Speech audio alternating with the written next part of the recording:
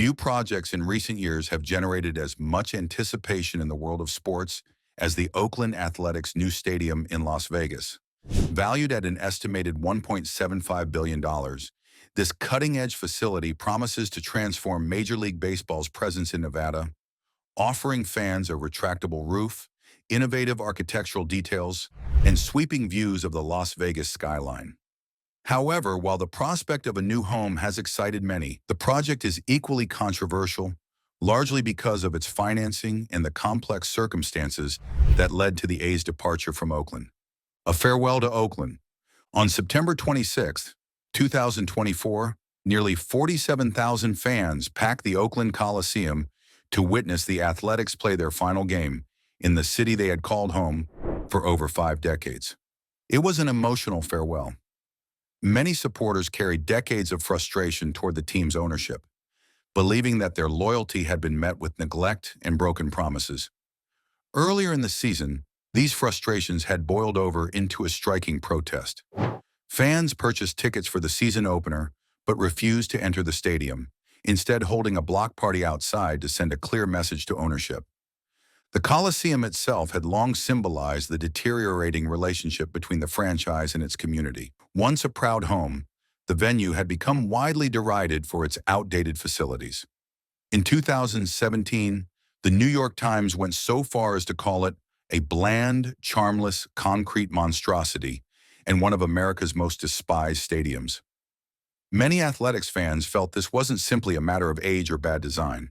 They suspected ownership of intentionally withholding maintenance and upgrades, effectively sabotaging the fan experience and driving down attendance. That suspicion wasn't without basis. For the past 4 years, the Athletics had ranked dead last in American League attendance, despite Oakland being part of one of the largest media markets in the country. In May 2021, Major League Baseball officially acknowledged that the Coliseum was no longer suitable for the league's future, giving the A's permission to explore relocation. The failed Oakland ballpark plan. Initially, the Athletics had a vision to remain in Oakland. They proposed an ambitious, privately funded $1 billion waterfront ballpark as the centerpiece of a $12 billion mixed-use development project. This plan promised a revitalized waterfront district, mixing housing, retail, and office space with a modern stadium. For a moment, it looked like Oakland might secure a long-term future for its last major sports franchise. But as months passed, the plan began to unravel.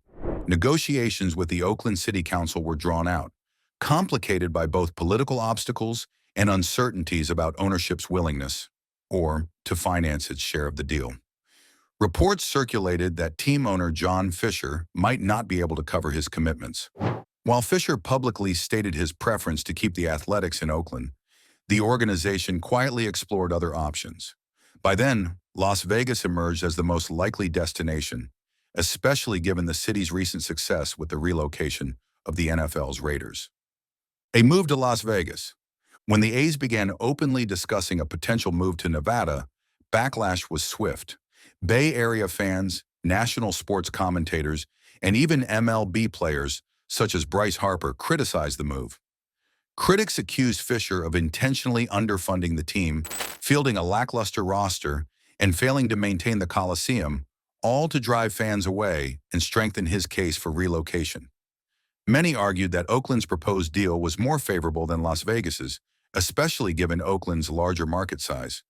The relocation, detractors claimed, was more about securing revenue-sharing benefits and lucrative sponsorships tied to the Las Vegas Strip than about long-term sustainability. By April 2023, negotiations with Oakland had completely collapsed.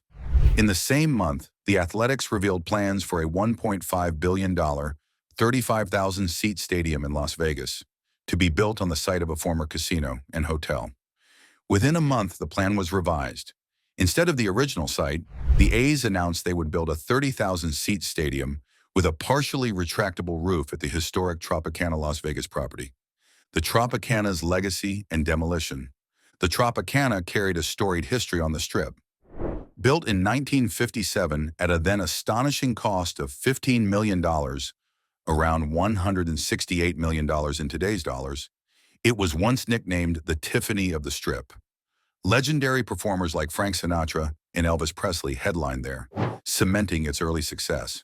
But over time, the resort was plagued by mob-related scandals, ownership changes, and declining facilities. By the 1980s, it had shifted its focus toward middle-class visitors, branding itself as the Island of Las Vegas. Despite modest profitability, the Tropicana aged poorly and could not compete with newer mega-resorts. After decades of decline, it finally closed in April 2024. On October 9, 2024, the Tropicana's towers were demolished in spectacular fashion. Over 2,000 pounds of explosives brought down the iconic buildings in a choreographed event featuring fireworks and a drone show. The site was cleared to make way for the Athletics' new home. Design of the new ballpark. The planned Las Vegas Stadium will be a 33,000-seat ballpark, designed with both functionality and spectacle in mind. Its tiered seating bowls will bring fans closer to the action while ensuring unobstructed sightlines. Perhaps the most striking feature will be the roof, made of 5 overlapping layers inspired by baseball pennants. The roof will open toward the north, allowing views of the Las Vegas skyline, while shielding fans from Nevada's intense southern sun. Although some have compared the roof's appearance to the Sydney Opera House, designers insist its true inspiration is a spherical armadillo, a design choice they describe as an architectural response to the desert climate.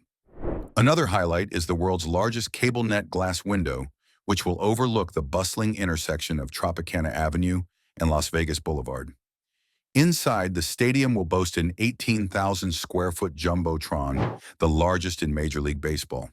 According to team officials, fans will also experience the closest seating to home plate and the smallest foul territory of any MLB stadium, creating a more intimate and exciting viewing atmosphere. The larger development plan. The stadium itself will occupy 9 acres of the 35-acre Tropicana site. The remainder of the land will be developed into a mixed-use complex that includes 3 hotel towers, totaling 3,000 rooms. Each tower will rise nearly 500 feet, surrounding the 290-foot-tall ballpark. The project also includes 2,500 parking spaces and a 2 to 3 acre plaza, connecting the northwest corner of the site to the stadium's main concourse. Construction is slated to begin in April 2025, with completion expected by January 2028, just in time for the MLB season that spring. The financing controversy. The most contentious aspect of the new ballpark is its financing. Public funding for sports stadiums has long been a divisive issue, and this project is no exception. The Athletics Las Vegas Stadium has been authorized to receive up to $380 million in public subsidies, broken down into $180 million in state-issued transferable tax credits, $120 million in bonds from Clark County, $25 million in county infrastructure credits. While officials emphasize that taxes will not be raised to fund the project, taxpayer money is still being allocated directly and indirectly. Initially projected at $1.5 billion, the stadium's cost rose to $1.75 billion by December 2024, with some analysts predicting the final bill could exceed $2 billion due to potential tariffs on construction materials and other factors. On the private side, John Fisher's family has pledged $1.1 billion, recently increasing their contribution by $100 million. Additionally, U.S. Bank and Goldman Sachs have committed to a $300 million loan, bringing total private funding to $1.4 billion. When combined with the public subsidies, the financing currently totals $1.78 billion, slightly above the present estimate. But if costs rise further, questions remain about who will cover the gap. Fisher has capped his family's contribution, and public subsidies are also capped. Some suggest selling equity in the team to attract investors, though the feasibility of this strategy remains uncertain. Critics argue that if costs escalate and additional funds are needed, Nevada taxpayers may ultimately bear the burden, despite assurances to the contrary. This has raised concerns in a state already struggling with underfunded public education. Nevada consistently ranks poorly in per-pupil spending and student-teacher ratios, according to the state's Department of Education. What lies ahead? The Athletics' new ballpark promises to be a state-of-the-art attraction that adds to Las Vegas's growing reputation as a premier sports destination. With the success of the Raiders move, the NHL's Golden Knights popularity, and ongoing speculation about an NBA team arriving in the near future, Las Vegas is quickly emerging as one of the most dynamic sports markets in the U.S. For Oakland, however, the future is less clear. Having already lost the Raiders and the Golden State Warriors in recent years, the city now faces the unprecedented reality of losing all three of its major professional sports teams in a short span. City leaders have yet to present a comprehensive plan for addressing this exodus or for redeveloping the Oakland Coliseum site.